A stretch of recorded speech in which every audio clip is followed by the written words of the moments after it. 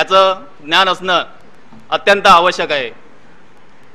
कारण बदलत्या काळामध्ये काम करत असताना आपण आपल्या कार्यालयामध्ये कसं वागावं, आपल्या सहकाऱ्यांशी कसं वागावं, आपल्या वरिष्ठ अधिकाऱ्यांशी कसं वागावं, त्याचप्रमाणे आपल्या कार्यालयामध्ये डेकोरेशन कसं मेंटेन करावं, हे सगळं आपल्या CCS कंडक्ट रूलमध्ये येते आणि त्याची सर्व माहिती आपल्या कर्मचाऱ्यांना असणं फार आवश्यक आहे।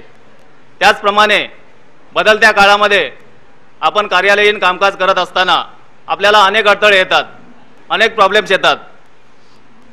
त्याची कारणं अनेक असतात। काही गोष्टी समजा आपल्याला माहिती नसतात, काही चुका कळत न कळत अशा घडून जातात आणि त्यासाठी आपल्याला प्रशासनाच्या कारवाईला सामोरं जावं लागतं।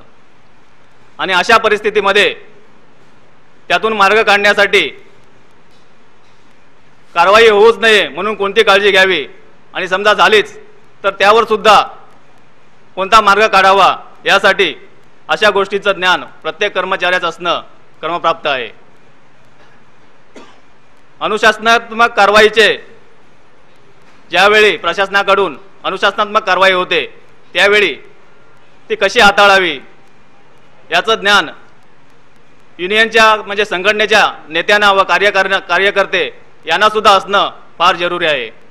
आणि म्हणूनच हा एक प्रमुख विषय आम्ही या कार्यशाळेमध्ये घेतलेला आहे आणि त्यासाठी वक्ते म्हणून PM शिरसाट साहेब हे आपल्याला लाभलेले आहेत। PM शिरसाट साहेब यांच्या बाबतीत सांगायचं झालं तर ते गुड ॲडमिनिस्ट्रेटर आहेत। ॲडमिन ऑफिसर म्हणून त्यांनी वेगवेगळ्या विभागामध्ये कामं केली। त्यांचा बराचसा कार्यकाळ RO आणि CO या विभागामध्ये गेला। त्यांनी खात्यामध्ये अनेक कॅडरमध्ये कामं केली आणि अनेक कॅडरमध्ये काम करत असताना त्यांनी आपली हुशारी आणि इच्छाशक्तीच्या जोरावर खात्यातील ग्रुप B व या उच्च पदापर्यंत ग्रुप B व ग्रुप A या उच्च पदापर्यंत मजल मारली। सर्कल ऑफिसला व ROला काम केल्यामुळे त्यांना खात्यातील प्रत्येक कामाची व नियमांची इत्तमभूत माहिती आहे।